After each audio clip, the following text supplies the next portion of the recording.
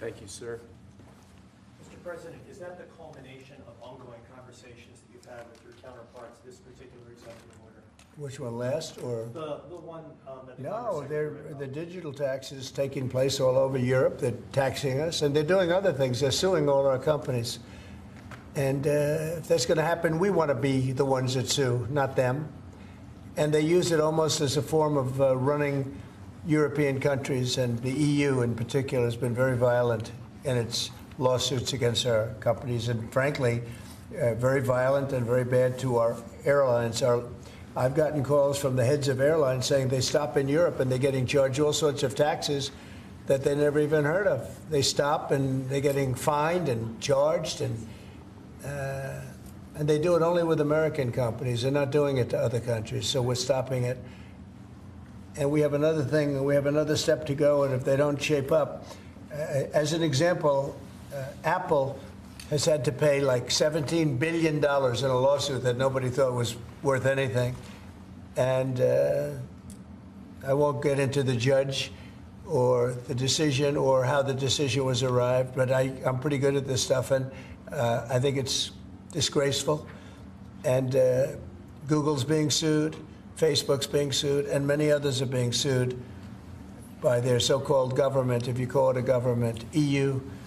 And they don't treat us right. They don't treat us right as a country. So we're going to protect our companies. We have to protect our companies. So we're not going to have any companies left anymore. I also want to thank Apple, though, for announcing they're going to invest $500 billion in our country. That's the biggest investment anybody's probably made to this date. And they're going to do it very quickly, and that's because of tariffs. They don't want to pay the tariffs, and they feel very strongly about the country. Now, they wouldn't have done it without us. Without the Trump administration, they wouldn't have done it. But they feel very strongly about the direction of the country. The polls have shown that, too. The polls are coming out showing direction of the company is of the country is the best they've ever seen, actually. Best they've ever seen. So I just want to thank Tim Cook and Apple for the confidence. $500 billion. That's the biggest investment anyone has made in a short period of time.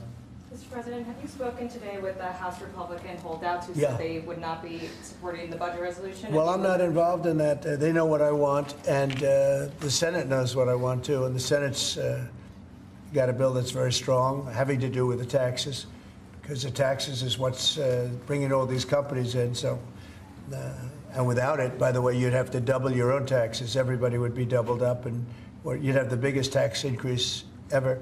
So the House has a bill and the Senate has a bill, and I'm looking at them both, and I'll make decisions. But I don't know where they are in the vote. I know the Senate's doing very well, and the House is doing very well. But each one of them has things that I like. So we'll see if we can come together.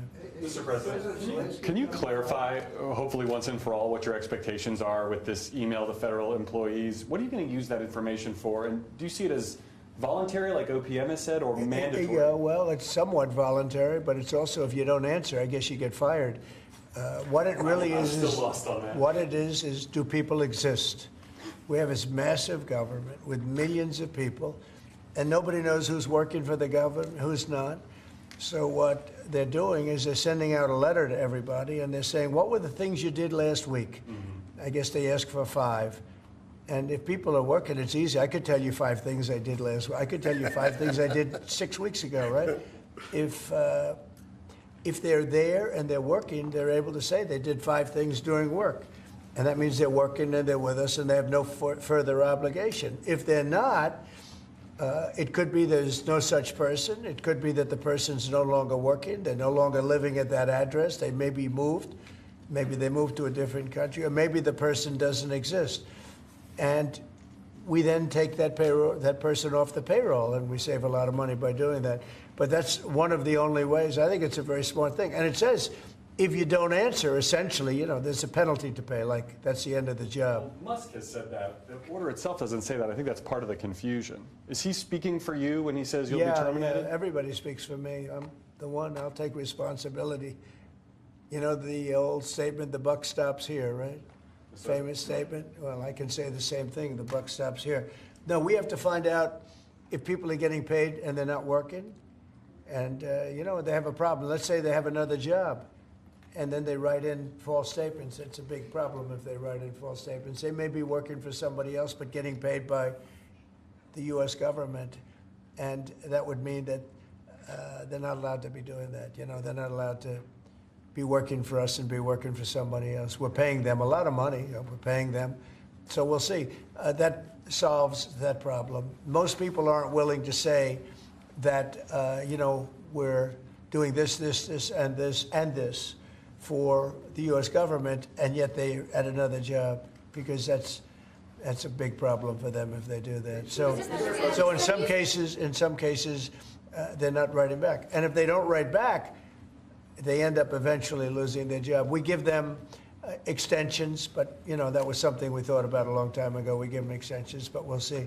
We have to make sure, number one, that we have people, number two, that they're working, and number two, they're working for us, not for another company. Is it true that President Zelensky's coming on Friday to meet with you, and is the mineral deal sorted out? Yeah, I hear that. I hear that he's coming on Friday. Certainly, it's okay with me if he'd like to, and he would like to sign it together with me, and I understand that's a big deal, very big deal.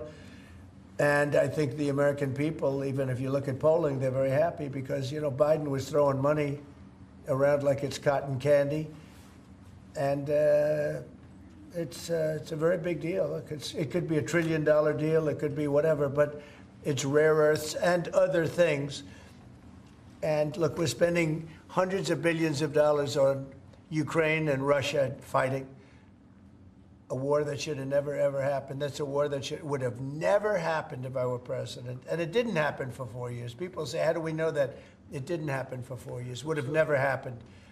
And nevertheless, this guy went into this situation and he spent money like nobody's ever seen. $350 billion. The other thing that we don't like is that Europe has spent $100 billion. We've spent $350 billion. Europe gets their money back because they spent it in the form of a loan. And we just gave them, whether it's 300 or 350 billion, nobody really knows. They can't even tell me the answer to that. But it means probably more than that.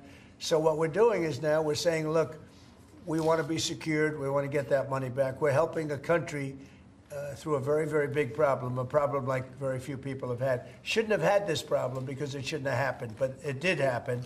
So we have to straighten it out. But the American taxpayer now is going to get their money back plus. Mr. President, yesterday with Emmanuel Macron, you said you had spoken to Putin about the idea of peacekeepers in Ukraine, that Putin was fine with it. The Kremlin, I guess, has said that that's actually unacceptable to them. What's real here? That's not what I was told. But you're going to need some form of peacekeeping, so something will be done that's going to be satisfactory to everybody. We need peacekeeping, too.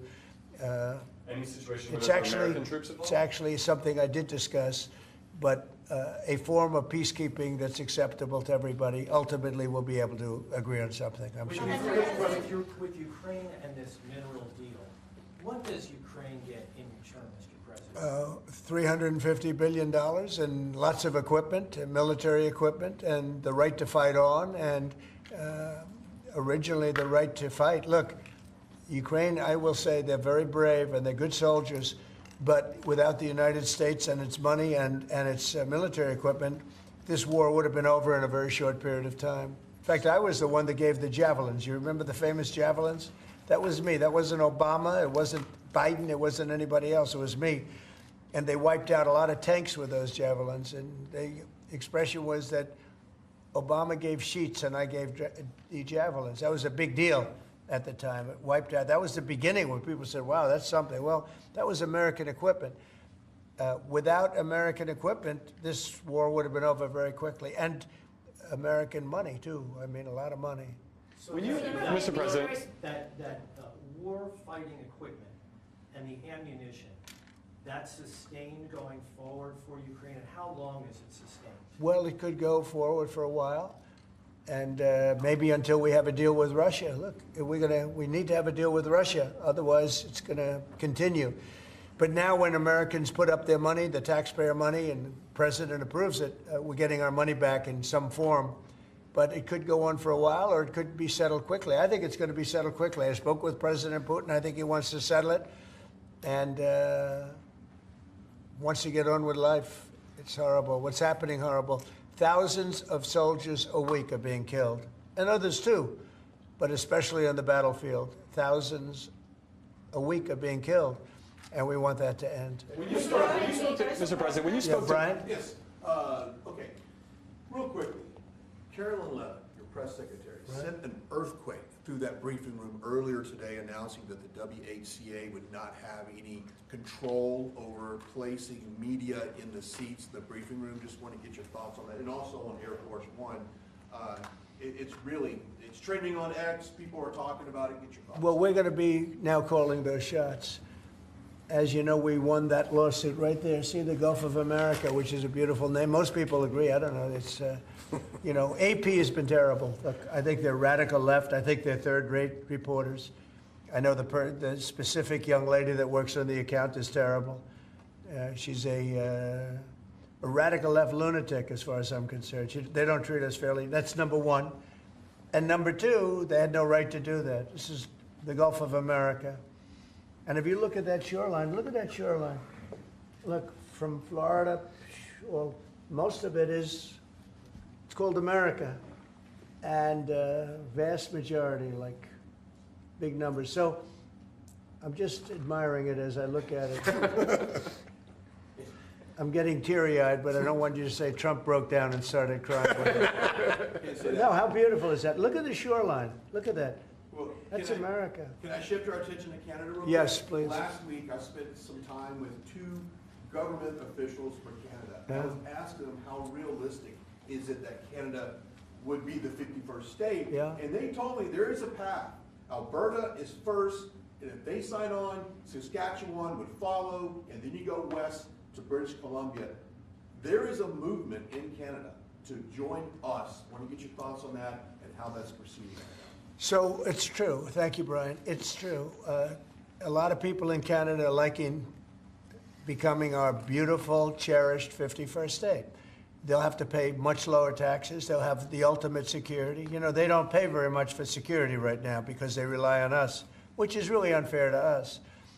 They make cars that we could make, and they send them back into the United States. They make a lot of things, including the sending of oil and everything. We don't need their oil. We don't need their lumber. In fact, we're going to be freeing up, and I've asked Howard Lutnick to get that done with Lee and everybody, Lee Zeldin, environmental.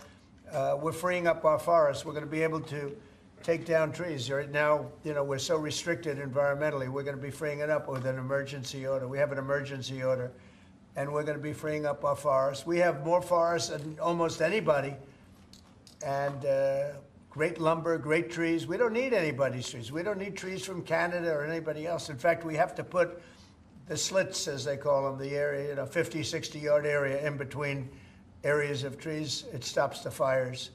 And frankly, California should have been doing that for years. It's almost getting late. They're going to run out of forests the way they're going. What a shame. And by the way, the water is flowing in California. I hope you people have seen it. But the water is flowing. Do you have a picture of that? I'd hold it up. Do you have a picture of that? Get a picture of it, please. You know, we had a little skirmish in California. I can't believe we had to do that. But we opened up the water in California. The water was flowing into a place called the Pacific Ocean, which for the Pacific Ocean is only a drop. But for us, it's more water than we can use in California. So I'll get you some photographs, but it's a beautiful sight. The water is flowing in California. Beautiful water from the Pacific Northwest and beyond. And it flows down, and instead of being routed out to the Pacific Ocean, and this has been going on for 20 years more in order to take care of a certain species of fish, which wasn't doing very well without water, I can tell you. So that's a big deal. It's like not reported. It's incredible. But California has a lot of water. That's going to take care of farmers. It's going to wetten up the land. And it's going to go all the way down to Los Angeles, where they have curfews on water, where they have all sorts of blocks on water. You can only use so much. We're going to put until just recently, they were going to put a number of gallons per person living in a house in Beverly Hills on water. You're not going to have that problem anymore. Do you have a picture? Let me just see what that looks like. How beautiful is that? Look at that beautiful water flowing. Look at that. That's coming in the dikes and other means of transportation. Isn't that beautiful? Who would believe that?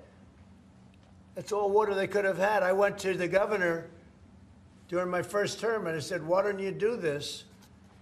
And they said they have an environmental problem with clean water. If this water were there, you wouldn't have had those fires.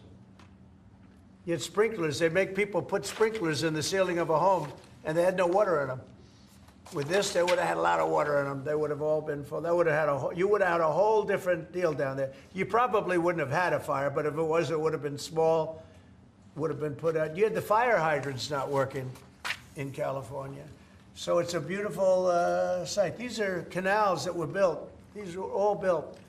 And you saw them for years. They were empty, concrete. They call them the V-shapes or the half pipes. And they're shaped different forms, and they rush down through the farm areas where the farmers can take it and down to Los Angeles. And they were sitting empty for years. And now look at that way it looked. It wasn't easy. We had to be very unfriendly to get into those areas. We opened it up. Mr. President. I essentially attacked California. Can you believe it? I attacked California. Let's go. At the outset of your administration, sir, you committed to ending the weaponization of government, to holding those accountable who participated in the weaponization of government. Hold it. This is a good one. Is everybody listening? Deranged Jack Smith. We're going to call it the Deranged Jack Smith signing or bill. Go ahead. One law firm that provided pro bono legal services to the special counsel's office under Jack Smith's leadership was Covington and Burling. As a result of those actions, we're now going to be suspending and putting under review the security clearances for the attorneys and employees at that firm who worked with Jack Smith's team. And we're going to continue holding the people who were responsible for the weaponization of government and who supported it accountable for what they did. And you'll be doing this with other firms as time goes by, right? We're looking at sort of the whole panoply of options. The weaponization of our system by law firms, even pro bono work they're doing just in order to clog up government, stop government. And nobody knows about it more than me. And hopefully that'll never happen again. So the Covington and Burlington? Covington and Burlington. Mr. President, may I ask you a question about Europe? So long term, do you plan to maintain the number of U.S. troops Wait, I just stationed? want to savor this one, please. Who would like this pen? I'll take it. Hey, why don't you send it to Jack Smith? A deranged person. Mr. President, what do you say to people who worry that targeting an individual firm or individuals who aren't Jack Smith for Excuse his me. actions? I've been targeted for 4 years, longer than that. Thank you, sir. So you don't tell me about targeting. I was the target of corrupt politicians for 4 years, and then 4 years after that. So don't talk to me about targeting. Yeah, go ahead. Mr. President, there are approximately 2 million federal employees right now. By the end of your term, what do you expect that number to be? What would you like that number to be? Well, it'll be lower, but I can't tell you. Everybody knows I ran on downsizing government, but making government better. I ran on tariffs and making our country rich, and that's what's going to do. We're going to be doing something else that's going to be very, very good. We're going to be selling a gold card. You have a green card. This is a gold card.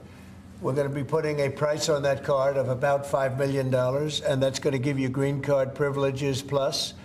It's going to be a route to citizenship, and wealthy people will be coming into our country by buying this card. They'll be wealthy, and they'll be successful, and they'll be spending a lot of money and paying a lot of taxes and employing a lot of people. And we think it's going to be extremely successful. Never been done before or anything like this, but it's something that we're going to be putting out over the next, would you say 2 weeks, Howard? Do you want to 2 say weeks. a couple of words about it?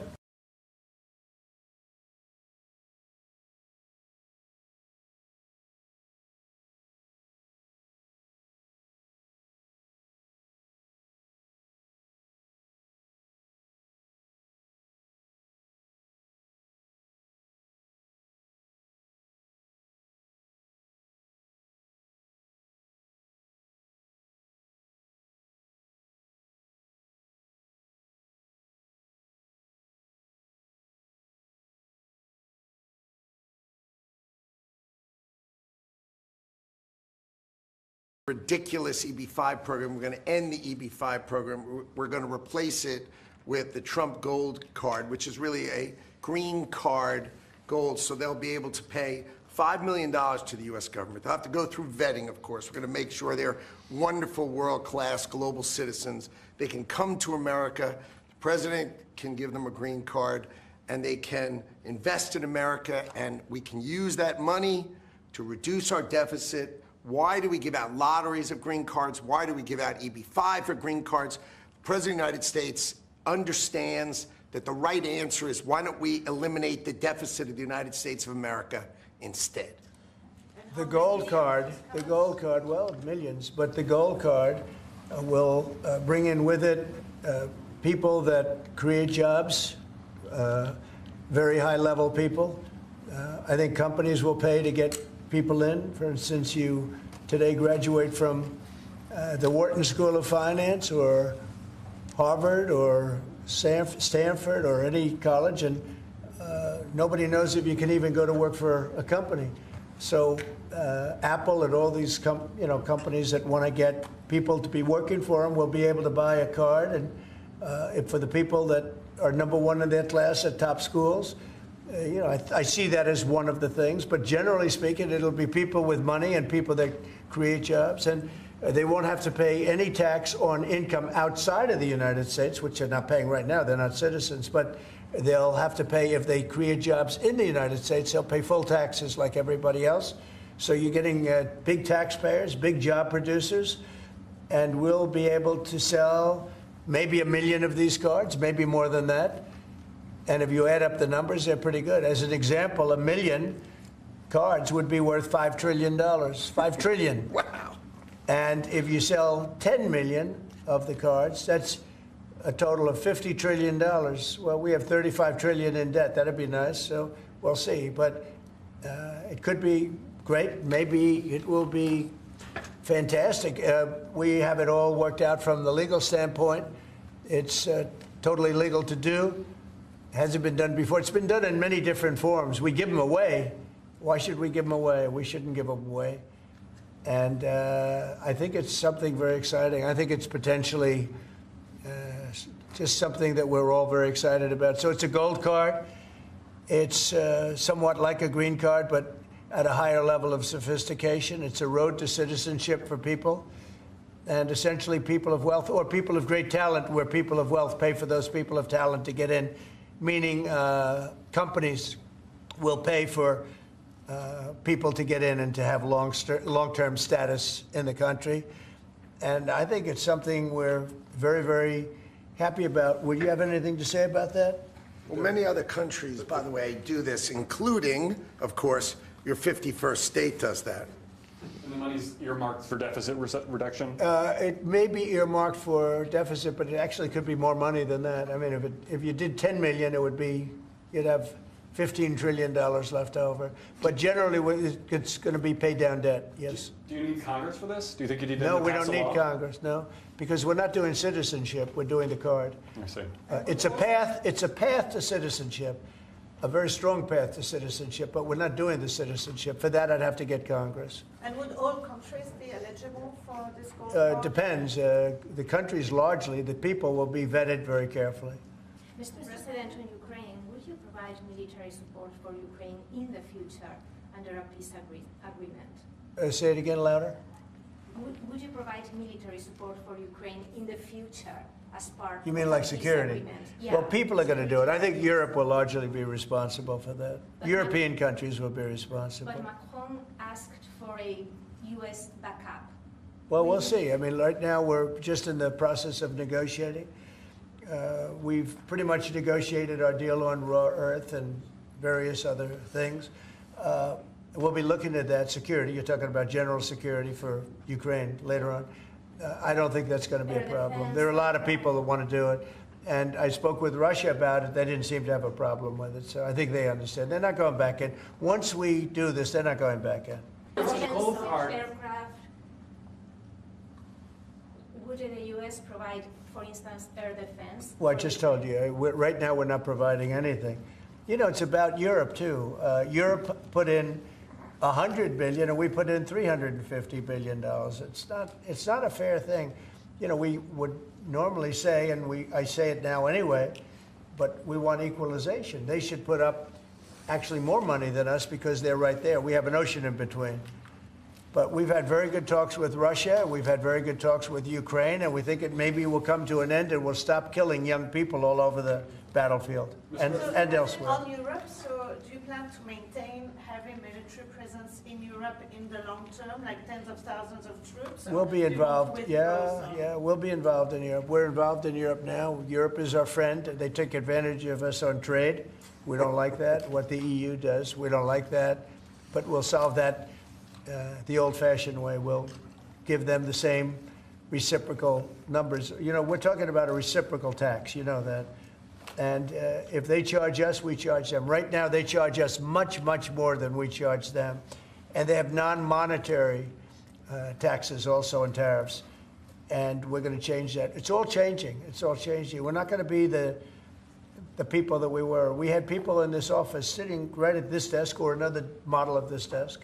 Because as you know, the other desk is right now being refurbished. Is Steve Witkoff delaying his trip to the Middle East? No, not that I know of. No, Steve. And the Middle East has been great. Saudi Arabia has treated us really well. They really have. And I think Qatar has treated us very well too. They want to get that whole mess ended in the Middle East. You know, we don't even talk about that anymore. You guys haven't asked one question about the Middle East, but the Middle East seems to be doing relatively well. May I ask about the Middle East, sir, about the Middle East? For months, even before you were elected in November, you've spoken about your desire to free all of those hostages that have been held by Hamas since October the 7th, a year and a half ago. And just a few weeks ago, you gave an ultimatum. You said if they're not all released by noon on February the 15th, there would be hell to pay.